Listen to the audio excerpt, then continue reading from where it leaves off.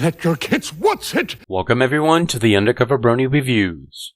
The episode reviewed today will be Sisterhooves Social, written by Cindy Morrow. So before we get this started, you may be wondering why are our videos switching. What happened? Is Google Plus Hangouts back? No, it's not. But to put it bluntly, Skype has been giving us shit. So we're actually using Zoom right now, which we're able to record. Yeah, that thing that all the pyramid schemes hold their meetings on. Exactly. But we're actually using it for a positive thing. Awesome. So just to let you know where everything is. Man, an episode about siblings? Oh, brother. Oh, you. I want to die. Now, So, it's Sisterhood Social, everybody. Every pony.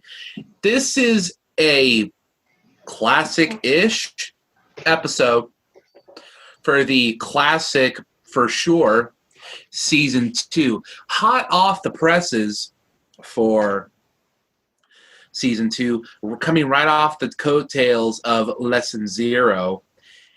And it's an episode that... Do you all remember that time me and John reviewed Forever Billy? Remember how we were talking about that right before the camera went on? And how in the review for that, I hated it because I was like, bruh, I had siblings. That ain't how this works. And you were like, I didn't grow up with siblings, but I liked it. This is the opposite for me. Mm-hmm. Because in this episode, I was like, oh, I have siblings. That's how this works for the most part. I mean, if we were going to do the whole, there really are horrible siblings out there, then that's taking the show too seriously. We take it seriously, but not that serious, all right? But actually, this show has horrible siblings. It's called Derek. Didn't he straight up kill his brother? No, his brother got, arrested, and when he got out on parole, he, became a priest or something, and Tarek was like, that's gay, bruh. Yeah, it's like Tarek became the dude from, the demon guy from Death Note. And then Ryuk? Why are you writing in that book and killing people? What the hell? Yeah, overall, I have fond memories of this episode. What about you? I love this episode. It is so much fun. It holds a very special place in my heart because you're dealing with two siblings that their relationship, you can tell, has been strained for years. And it's to a boiling point here. But then you get to see character development for both Sweetie Belle and Rarity. More so for Rarity than Sweetie Belle, but still character development. Along with getting to see the good parts of a sibling relationship and the bad parts of a sibling relationship. We got to also see the transition of a bad relationship into a good relationship, and I really like that. This episode and Rarity and Sweetie Belle's interactions throughout the series as a whole, they just kind of remind me of you and Brian. Can't live with them, can't live without them. Yeah, makes sense. For what, 12 years, you're like, I love this guy. Then for 3 years, you're like, fuck this guy. But then for the rest of your life, you're like, bro, I need this guy. Or something. One minute you're like, man, I want to kick Brian in the dick. But then the next minute you're like, yo, Brian, you want to talk about pre-runners? Yeah. No, I'm just thinking of that one song that I love you, I hate you, I can't live without you. Oh, yeah, I know that song. It goes, tell me, do you hate me or do you want to date me? Do you want to date Brian, John? No, I don't. Oh, this episode is written by Cindy Morrow. You may know Cindy Morrow as that woman who wrote a lot of really cool episodes for the show. Especially Thanks for the Memories. So this episode, it starts off with Rarity sleeping And she's just dreaming about, oh, I love mornings, the aroma and all this stuff, and the smell of smoke. And she wakes up and just bounces down the stairs. Rarity, all about that cush life. Smoke weed every day. Smoke weed every day. Apparently, Sweetie Belle was going to be making her breakfast in bed. And I thought that was actually super sweet. She's about to scream at Sweetie Belle, but then her mother and father are there. And these Midwestern. I thought for a second this was John's parents. You're talking two just mild-mannered dudes. They're sitting there chilling, eating breakfast, and you see Rarity, and you're like, ooh, refined. You see Sweetie Belle, and you're like, ooh, cute. They must be from maybe not rich parents, but they must be of money. They must be of privilege. But no, you see their parents, and doesn't her dad wear a straw hat? Yeah, he wears a straw hat, he wears a Hawaiian shirt, and he has a big old mustache. And he looks like my dad if my dad wore Hawaiian shirts. Other than that, yeah, no, he looks just like my dad. Yeah. And here's what's interesting. This is her parents' names. Her mother's name is Cookie Crumbles. And get this, her father's name is Hondo Flanks. I'll just John, say I need to tell you something about myself. I never knew their names. And I really wish I still didn't. Cookie Crumbs?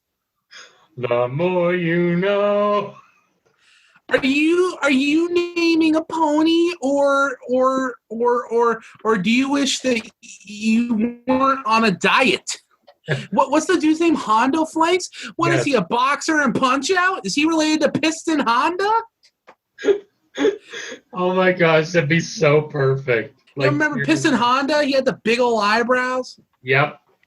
Or King Hippo. Oh my God. Did Piston Honda and King Hippo have a child? Horse child? Wow. That kind of reminds me of this one hentai from '95 where, so their parents are there. I like hentai. No. What was that Office meme? I like hentai, and it's art. Oh yeah, no, he's like, it's called hentai, and it's art. And I love how when they were doing that one Vice thing with Samuel L. Jackson, it's like, oh my God, Jackson. Does Samuel L. Jackson like anime? Yes, I do. Hentai too. That's what he laughs. He's like, yeah. He's like, he knows what he said. Yep. I wonder what kind of anime Sam Jackson likes. I like John Cena. I know John Cena's gone on record saying his favorite anime is Fist of the North Star, which is rad. It's like, omae mo shinderu. Nani? Chwing. So, Sweetie Belle tried to make Rarity breakfast or whatever. And correct me if I'm wrong, she burns everything. She burns the food. She burns the garnish. Doesn't she? Maybe I'm thinking of a gag from another show. Didn't she burn the water, or the cup of water, or the bowl of cereal? Yeah, the water was burned, and then she brings up this bowl, and it's just like a bubbling cauldron of black, and it's like, let me guess, applesauce? Nope, toast. You know what that reminds me of, just hearing about how she burned water? John, is water wet? Yes. Thank you! I got in an actual argument with my GF. She's like, water isn't wet, Edward. I'm like, yeah, it's literally wet. It's wet as a literal concept. She's like, can water be dry? I'm like, yeah. Listen. My point is that Sweetie Belle proved me right. Screw you, Marissa. Anyway. No, I'm thinking of that one video. It's like, well, what you gonna do? You gonna sneak up behind me or nothing? No, just look up. Hey, yo, what's up? Look up. Huh? Look up. Tell me what you see. You ain't gonna poke me in my chest while I'm not looking or nothing like that? I ain't gonna hurt you or stab you in the throat while you ain't looking. Nothing like that. Okay.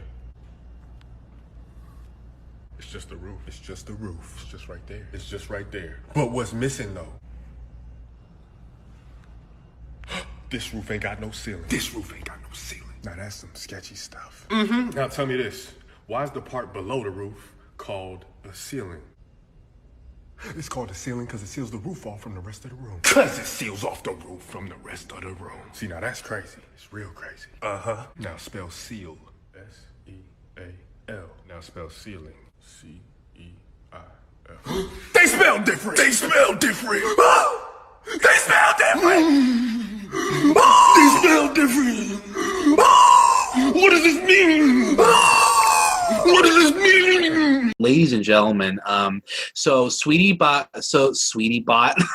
damn it. Sweetie Bot made lunch for you. Where did that even come from, the Sweetie Bot thing? I just know I woke up one day, and then all of a sudden, 9 trillion dudes were drawing Sweetie Belle as a robot. That was one of the few good things that came out of Friendship is Witchcraft. One of the few good things. Oh, that's right. So Sweetie Belle burns to mentally advanced because I felt that was a far better. I've been. There were so many good abridged shows that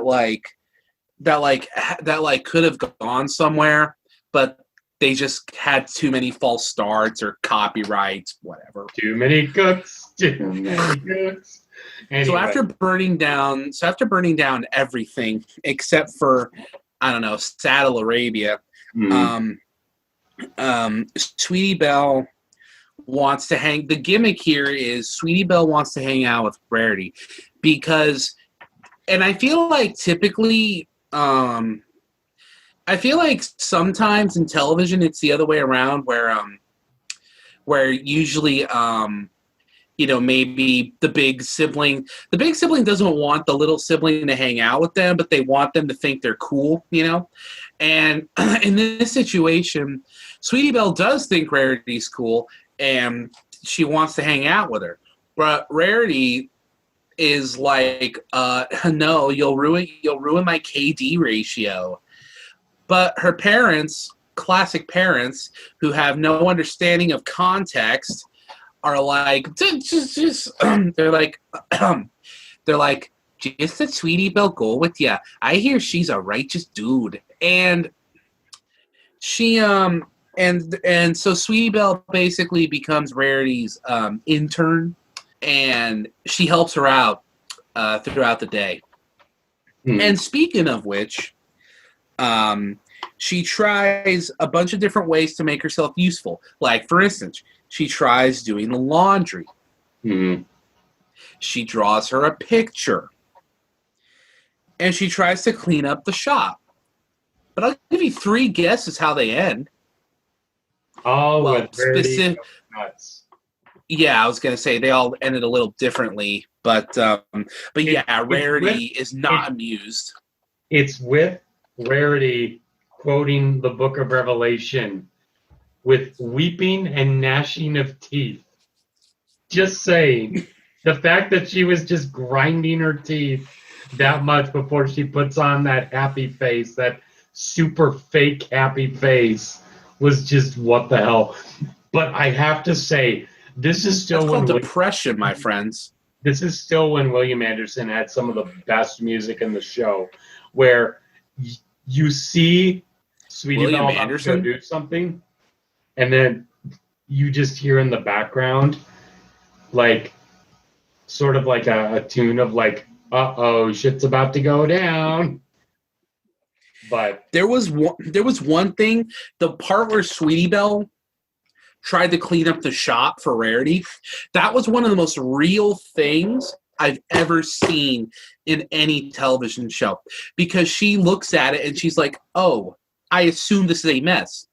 So she cleans up the mess, but Rarity's like, this is my organized chaos. I knew where everything was. And I'm going to tell you this. I've seen people try to be like, organized chaos isn't a thing. It's just messy people. Oh my God, I'm so OCD. I have to tie my shoes every day. No, listen to me. Organized chaos is 100% a thing. If you go to someone's place where they have their stuff, like for instance, if you went to my band's rehearsal space, for instance, you'd walk in there, see all the gear and the cords lying around, and a bunch of different drawers and like cords and pedals. You'd think, what the hell is this? This is a rat's nest. But I'll tell you this, me and the boys that share that place know where everything is in there. Mm-hmm. It's like you look in my room, it's like, what the hell is this? There's like DVDs, there's like games and a bunch of books about Walt Disney. And is that a hentai manga? And I'll tell you, yeah, I could tell you where everything is. It's like, okay, where's your NASA pen? It's like, oh, it's right over there next to that statue of Donald Duck in a sombrero holding maracas. Yep. Which is a real statue that it's a real statue that I bought. I don't know if it was worth more than $100, but it was pretty awesome. It's just Donald Duck holding maracas. But anyway, so that organized chaos thing, that's like the most real thing. Because people try to attribute organized chaos to the same thing as being a hoarder. No, because being a hoarder is having a mess and not knowing where shit is and adding to it. An organized mess, you keep an organized mess. You don't add more to it. Mm-hmm. Whew, that's my TED Talk for the day. So, Sweetie Belle gets pissed. My TED Talk. So Sweetie Belle, pretty understandably, gets pissed off at Rarity. You see, the way they do this is that even if you side with Rarity on some things, you still feel bad for Sweetie Belle because the show, as we've said many times, is smart and it knows how to, when it wants to, it knows how to show two sides of the story. You see that Sweetie Belle is not your typical little sibling that you see in a lot of media where, they're like, where they do a lot of shit that's annoying that the show presents as annoying, but then later on when someone talks to them, they're just like, I just wanted to hang out with them. That's bullshit.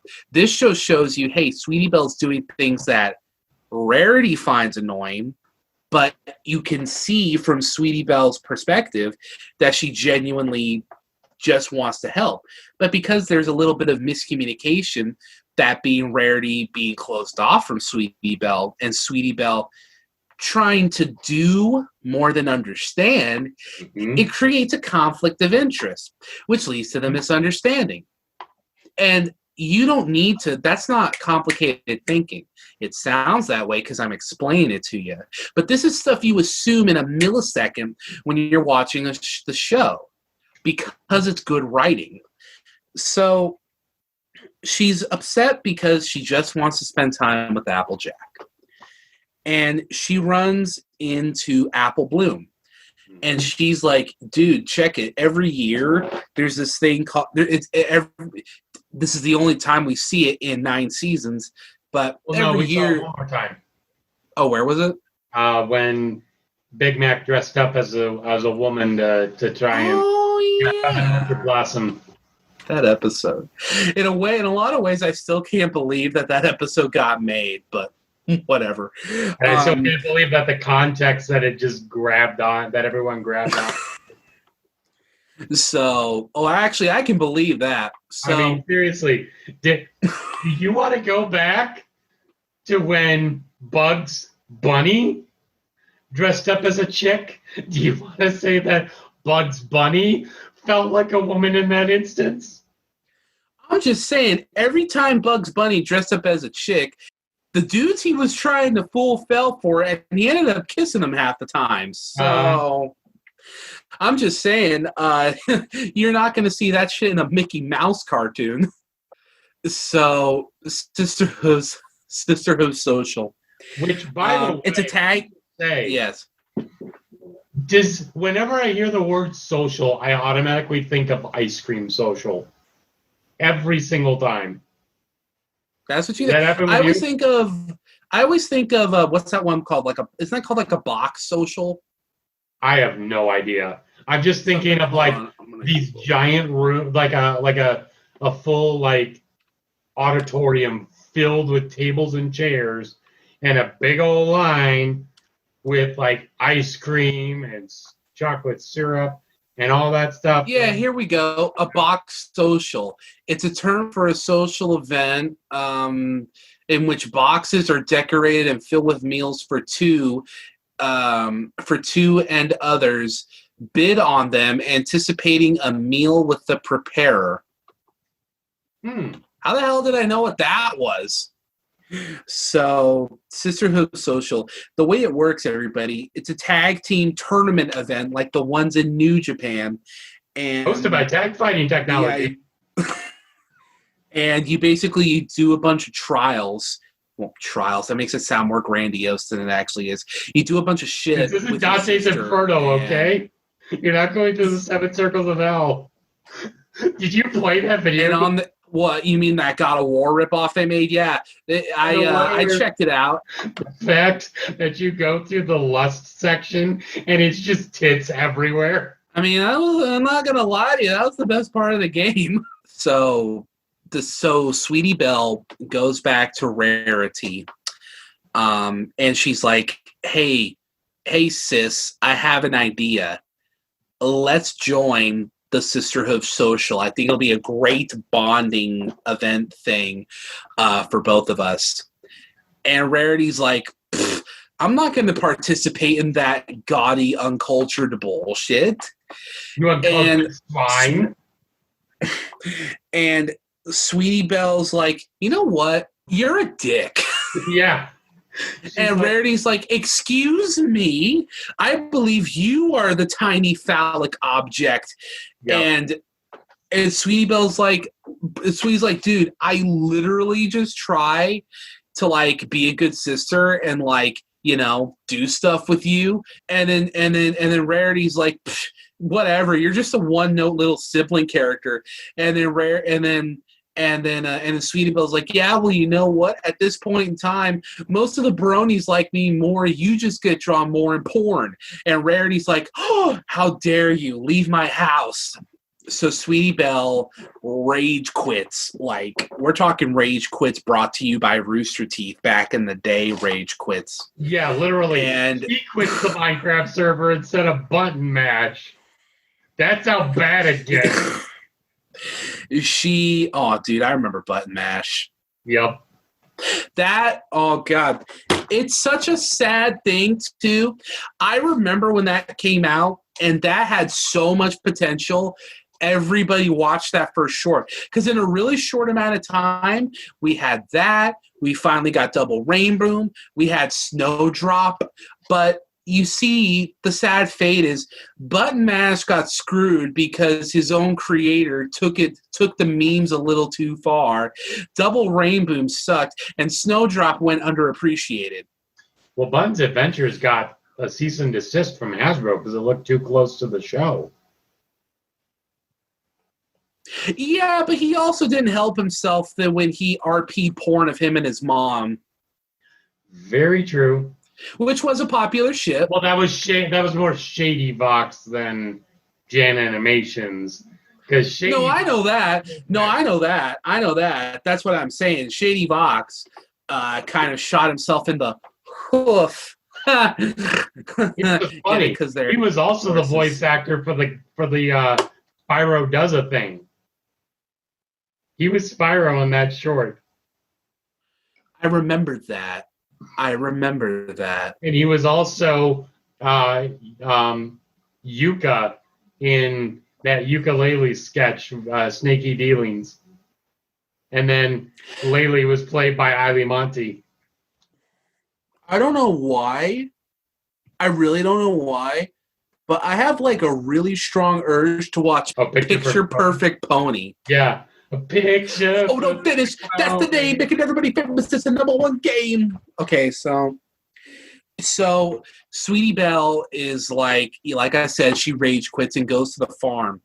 And Rarity's like, damn it. Maybe I have been a little bit of a cock. Yeah, because she's going through all the different things that Sweetie Belle apparently messed up. But the first thing she sees is, oh my, it's usually so messy in here. And she gets an idea of full spectrum fashion. And it's like, oh, Sweetie Belle, no, she should still learn not to touch my things. And then she goes in and there was a wool sweater that shrunk. It fit Opal perfectly. And so she's like, oh, it's only like Sweetie Belle actually knew it would fit you. And she should know not to touch my things. And she finally comes through with the last one. Sweetie Belle used these blue sapphire diamonds to surround a picture and arrange those diamonds in a heart around a picture of Rarity and Sweetie Belle spending time together. It was so cute. It was simultaneously adorable and gut-wrenching. Like, this is really the first time where you get to see Tabitha St. Germain really flex her voice acting pipes, because she goes from like a bunch of different emotions to, oh, it's me. No, I must get her back. I must. And she does a Gone with the Wind reference, which is amazing. As Celestia's eyewitness, I shall never be sisterless again. And so she goes to find. See, this is before Rarity crying was a meme. This is before Rarity crying was a meme. So, instead of this being a comical scene, I mean, there's a little bit of comedy, but it actually goes full on heartwarming, without the couch, without the ice cream. Mm-hmm. But here's the crazy thing. This whole time, Sweetie Belle's been spending time with Applejack and Apple Bloom. And they've been talking about how everyone, like, you get to see the positive side of a sisterly relationship. So, like, when they're making the grape juice and Apple Bloom splashes the grape juice over onto Applejack, and Sweetie Belle's thinking that Applejack is super pissed and is going to go punish Apple Bloom. But they go in and realize that they're just going to, wrestle around a little bit. And it's like, you do things together, you have the give and take, all that good stuff. And then Rarity shows up, and Sweetie Belle's like, Applejack reminded me that she's a good sister, so fuck you, Rarity. I'm going to have Applejack as my big sister. And yeah, she adopts Applejack Daniels. And I love how Applejack is just like constantly like, what? It's like trying to not put a rift between anyone, which is just her stuttering basically. And so Sweetie Belle and Apple Bloom run off, and I love the line that Rarity gets, like, Applejack, why do you have to look so good and make me look so bad? And she explains to Rarity that it's a give and take, and it's like, you've been doing a whole lot of taking, but you haven't been doing a whole lot of giving. And it's like, no, I give lessons, reasonable demands. No, you don't give in. Being sisters is like an apple pie. You can have a bunch of good apples and a really crispy crust, but only together do you make the pie. And then I love how Rarity's just like, but a pod with just crushed up apples and a crumbly, dry mess. And so, which can I just say is the whole scene. It's like a 40-second scene, and it's just Applejack and Rarity, and it's just so touching because, like, these are two characters who, rare Jack jokes aside, these are two characters that, when the show started, they could not have been more opposites. I mean, Fluttershy and Rainbow Dash are opposites, but they're best friends. Pinkie Pie and Twilight are opposites, but they have like a mutual, like, understanding thing and stuff. Rarity and Applejack, I mean, this isn't just like two opposite, these, two different lives, two different ways of thinking, two different families, blah, blah, blah. And like this is one of the first times since like the sleepover episode that they really connect and like share advice, because like I don't know which one of them's older than the other, but like, you know, if you look at their relationship throughout the series, I mean, you know, they rely on each other a bit, but Rarity usually goes to Applejack for like counsel or advice, not comfort, but you know, whenever she's in like in a bind or she's curious about something, you know, she goes to Applejack. Now, like when she made her dresses, you know, she wanted Applejack to judge her dresses, even though she had no fashion experience, because she trusts Applejack more than anybody. This is like the beginning of that, like of that neat little relationship for them. You know, watching the scene again, and like I said, it's real simple, but it's nice because I don't know. They just compliment each other nice. And that's good. The show should have made them canon. And I guarantee you, that's exactly why it was great to see. Because you're saying it's simple, but that's the genius of the good writing, making something simple, bringing something complex into something simple and making it work. That is a sign of good writing. So the third act should have been made canon. The third act is all about the Sisterhood Social. So they're going around and they're seeing the Sisterhood Social got more screen time than the Equestrian Games. Oh my God, you're totally right. Holy shit. It even got more screen time than Gak, who got more screen time than Sabra. The Equestrian Games had a whole season. A build up to it. Hey, it was a good Spike episode, not a good Equestrian Games episode. It wasn't an Equestrian Games episode. It was just there. Yep. It was like Spike featuring with special guest star the Olympics as the Equestrian Games. Yep, exactly. I love how they're seeing like blue ribbon winning pigs and all these different events. And they're like, you know what? You're gonna Sweetie Belle, you're gonna have Applejack as your sister for the day. And I love how she has that little bandana and the Stetson. And it's like, hey, B and I figured that since we did this every year, you can have a sister for a day. And I love how when Sweetie Belle is just like, no way, the background is a quilt with apples in some of the squares. It's so adorable. They do the big race. And I gotta say, Granny Smith is officially my favorite character of the entire Apple family. She does some of the best slides in this entire scene. And she's like, what is this thing on? And it's like this bullhorn. And Big Mac whispers into her ear. And she's like, don't confound modern doohickey. It's about the big race. That's what I say. And she's like, on your marks, get set. And she says, go, when her eye gets poked. I'm just like, ouch. The race starts, and Applejack falls into the mud pit. And you don't realize until the end, but she switches with Rarity. And Rarity is actually the one who does the entire race with Sweetie Belle.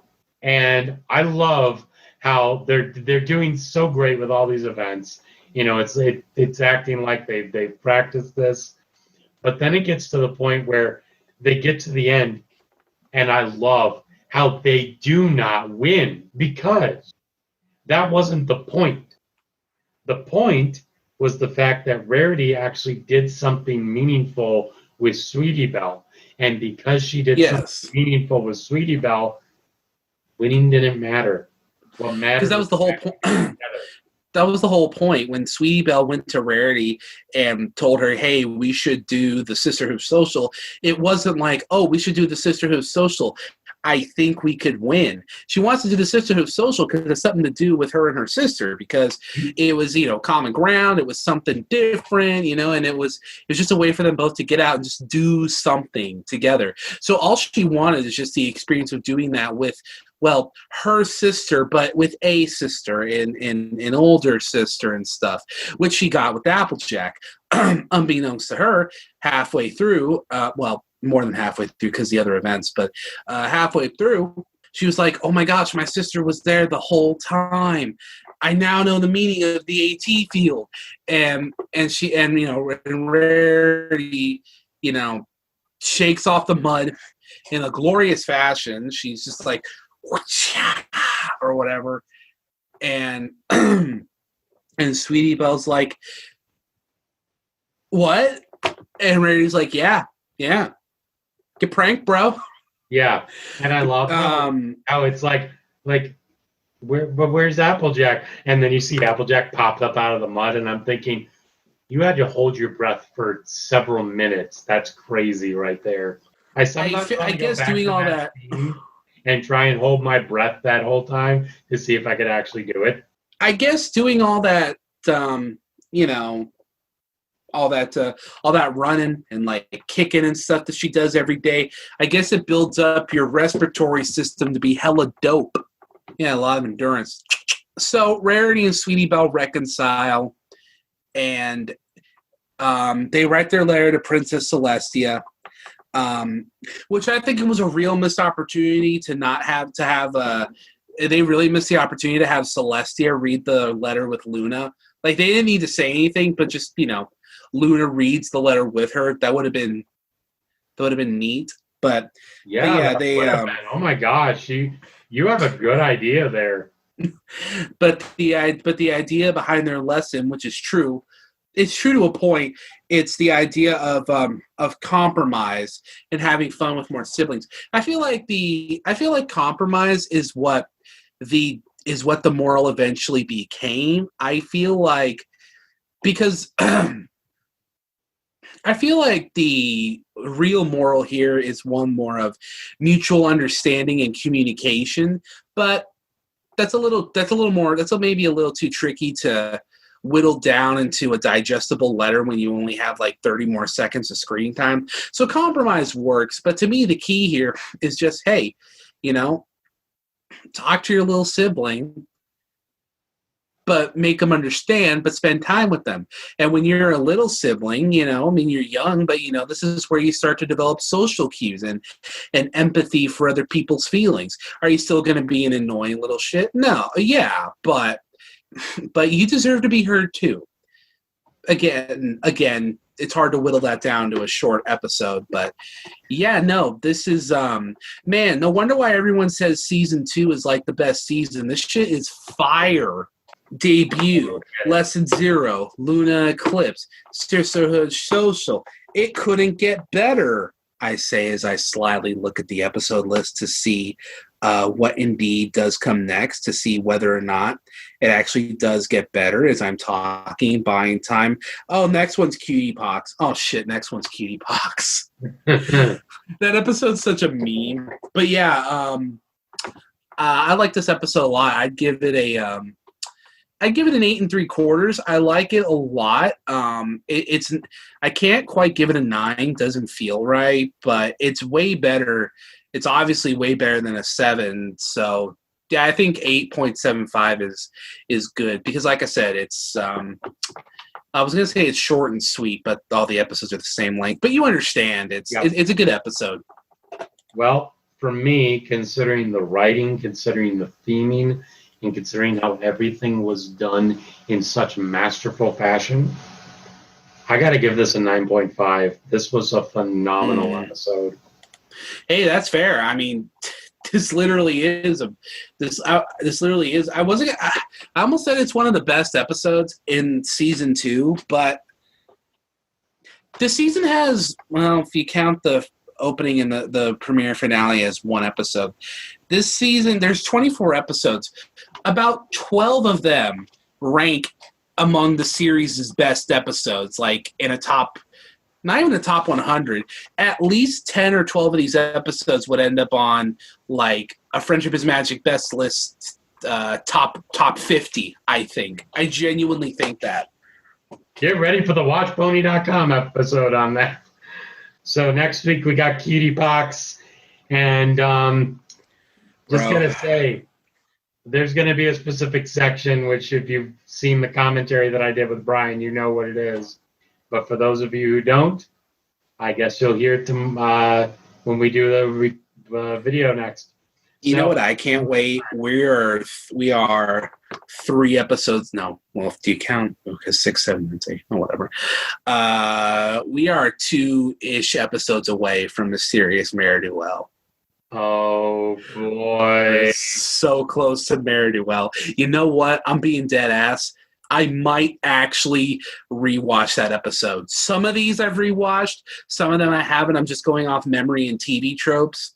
Are you running to watch it because you want to rip it to shreds? I don't know. I just want to rewatch it. Yeah. I mean, this, and when we get to Spike at Your Service, I need to rewatch Ne'er-do-well. I need to see if it was as bad as I remember. Because currently in our listing, 246 Gray and Three's a Crowd and then Cart Before the Ponies are my least favorite episodes in this entire show. Which I believe they're in the bottom 3 right now, if I'm not mistaken. I think Flurry of Emotion is in there too. Yeah, but I need to see if Ne'er-do-well sucked as hard as those. Because I need to see if Ne'er-do-well is a -5 stars. Yep, indeed. So until next time, that's it from me, John. And me, Snakeskin. And we will talk to you guys later. Peace out, Dragon. Adios. Kia.